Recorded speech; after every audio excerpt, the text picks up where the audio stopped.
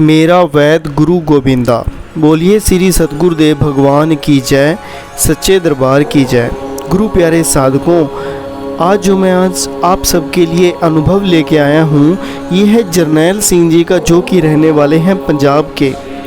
वो इस अनुभव के माध्यम से हम सबको यही बताएंगे कि कैसे एक गुरुदेव अपने शिष्यों के लिए क्या कुछ नहीं बन जाते हैं, कैसे वो अपने शिष्यों की मुसीबतों को हारते हैं। तो चलिए आज सुनते हैं इस अनुभव के माध्यम से। जरनैल सिंह जी बताते हैं कि मेरे कुछ रिश्तेदार दिव्य ज्योति जागृति संस्थान से जुड़े हुए हैं।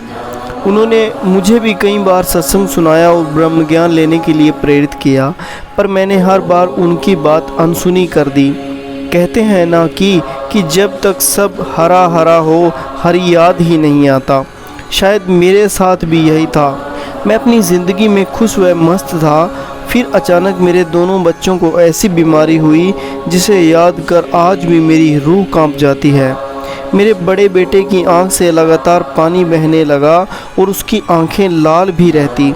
डॉक्टरों ने कहा कि बच्चे की आंखों के पास सुराग नहीं है, इसलिए पानी बहता रहता है, सो आंख में सिलाई मरवानी पड़ेगी। लेकिन सिलाई मरवाने पर भी कोई फ़ायदा नहीं हुआ। तब डॉक्टर कहने लगे कि उसकी आंखों में एलर्जी है, ठीक होने में समय लगेगा। मैंने अपने बेटे को कई डॉक्टरों को, वैद्यों को, नीम हकीमों को दिखाया। इन सब में काफ़ी पैसा और समय लगा। कमाई में से कुछ नहीं बच पाता था। भिखारियों सा जीवन हो गया था। बच्चे को तकलीफ़ में देखकर दुख होता था, वो अलग। यूं ही 3 साल बीत गए। फिर एक दिन पत्नी ने कहा कि हमने सब डॉक्टरों से इलाज करवा कर भी देख लिया, क्यों ना एक बार हम नूर महल की डिस्पेंसरी में जाकर भी देख लें, हो सकता है वहाँ बात बन जाए। जब हम नूर महल पहुँचे तो वहाँ के डॉक्टरों ने हमारे बेटे की आंखों का बहुत अच्छी तरह चेकअप किया और फिर बोले, घबराने की कोई बात नहीं है, हम एक ड्रॉप दे रहे हैं, साथ ही खाने की गोलियाँ भी। बच्चे की आंखों में ड्रॉप डालते समय और गोलियां देते समय श्री गुरु महाराज जी से प्रार्थना करना, देखना जल्दी ही आपका बच्चा बिल्कुल ठीक हो जाएगा। हमने वैसा ही किया। चमत्कार घटा। कुछ ही दिनों में बेटे की आंखों से पानी बहना बंद हो गया, आंखों की लाली भी चली गई। हम तो गुरु महाराज जी के लिए कृतज्ञता से भर गए। उन्होंने हमारे बेटे को नई ज़िंदगी दे दी थी। पर कुछ महीनों के बाद मेरे छोटे बेटे के सारे शरीर में फुंसियाँ हो गई। हथेलियों और तलवों को छोड़कर शरीर का ऐसा कोई हिस्सा ना था जहाँ फुंसी ना हो। उसका चलना, उठना, बैठना सब मुश्किल हो गया। वह हर वक्त रोता चिल्लाता रहता। डॉक्टरों ने फिर वही बात कही, आपके बेटे को एलर्जी हो गई है, ठीक होने में समय लगेगा। मुझे समझ नहीं आ रहा था कि यह एलर्जी हमारे ही बच्चों के पीछे हाथ धोकर क्यों पड़ गई है। और इस बार हमने बिना देरी किए नूर महल का रुख किया। इस बार हम अपने छोटे बेटे की तकलीफ़ को लेकर गए थे। उन्होंने बेटे को पिलाने के लिए गायत्री रसायन दिया और नीम के साबुन से नहाने को कहा, पर साथ ही वही हिदायत देना ना भूले, बच्चे को रसायन देते वक्त गुरु महाराज जी को याद जरूर करना। हम तो गुरु महाराज जी के नाम का असर पहले भी देख चुके थे, इसलिए हमने बड़े दिल से गुरु महाराज जी को याद करके बच्चे को दवाई देनी व नीम के साबुन से नहलाना शुरू कर दिया। कुछ ही दिनों में बेटा बिल्कुल ठीक हो गया। अब तो इस बात में कोई संदेश ही नहीं था कि गुरु ही महावैद है। तभी तो अनुभवियों ने कहा कि मेरा वैद गुरु गोविंदा। गुरु महाराज जी की इन कृपाओं की वजह से मेरा और मेरी पत्नी को गुरु महाराज जी के प्रति बहुत आस्था व श्रद्धा हो गई। लेकिन हमने अभी तक ज्ञान दीक्षा नहीं ली थी और एक दिन हमारे एक रिश्तेदार ने, जो गुरु महाराज जी से दीक्षित हैं, हमें समझाया, भाई साहब, आपने अपने बच्चों के तन के रोग तो ठीक करवा लिए, परंतु अपने मन के रोगों का इलाज कब करवाओगे। और यह दरबार एक ऐसा पूर्ण दरबार है जहाँ तन के रोग, मन के विकार, चित्त के संस्कार सब समाप्त हो जाते हैं और आत्मा को आनंद मिलता है। आप अधूरा लेकर क्यों तृप्त हो गए हैं? आगे बढ़िए और ब्रह्म ज्ञान को लेकर आंतरिक आनंद को पाइए। मुझे उनकी बात जच गई और मैंने व मेरी पत्नी ने ज्ञान के लिए नाम लिखवा दिया। कुछ महीने सत्संग सुनने के बाद मेरी पत्नी को भी ज्ञान दीक्षा मिल गई, पर मुझे नहीं मिली। ब्रह्म ज्ञान लेकर वह घर लौटी तो उसकी खुशी का तो पारावार ही ना था। वह बच्चों की तरह उछल रही थी।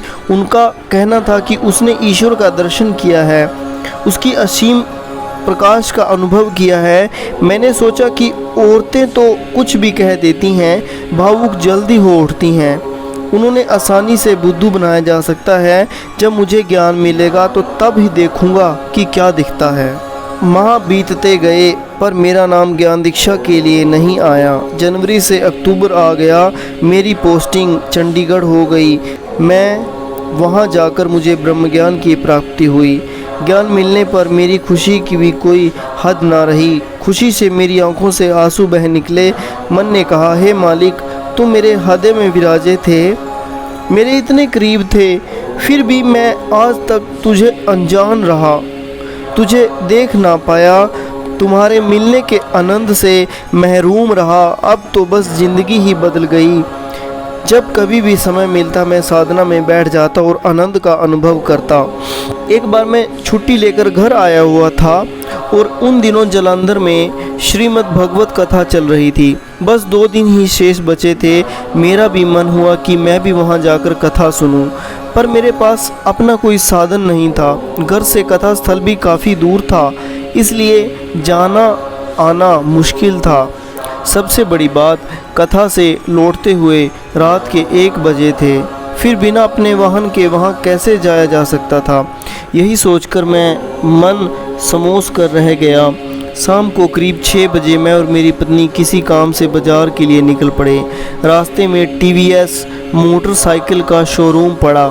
शोरूम के एक मोटरसाइकिल देखकर मेरी पत्नी बोली, देखो ना कितनी सुंदर मोटरसाइकिल है, मुझे यह चाहिए। इतने में ही शोरूम का डीलर बाहर आया और बोला कि फौजी साहब, हम यह मोटरसाइकिल फौजी कंटीन के थ्रू भी देते हैं।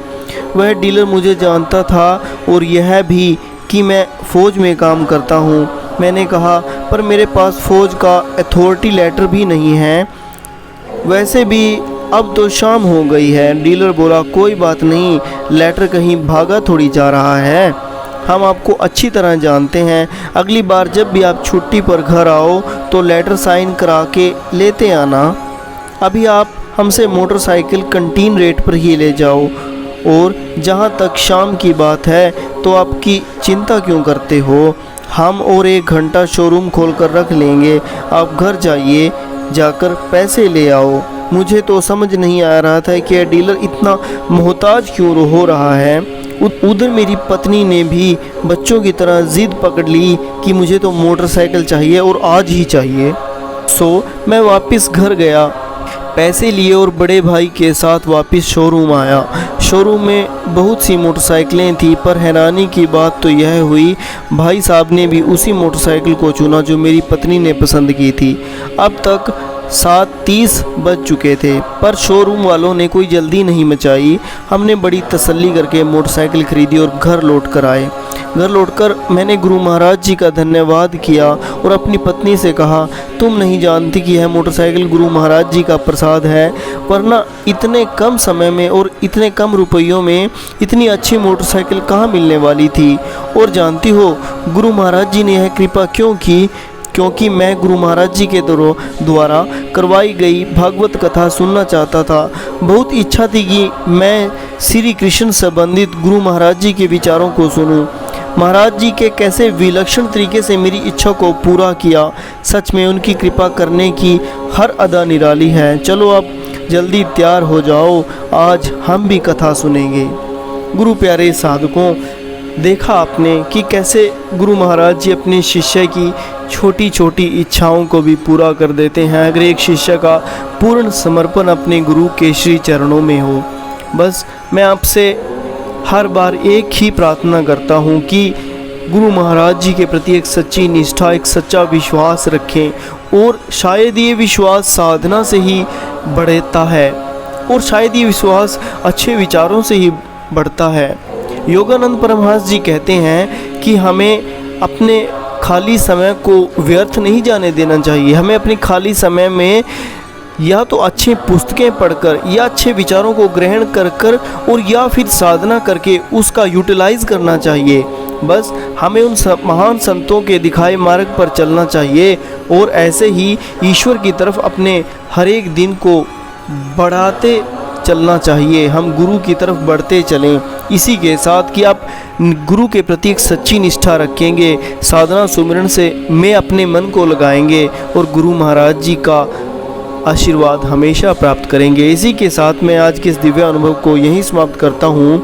तो बोलिए श्री सद्गुरुदेव भगवान की जय, सच्चे दरबार की जय।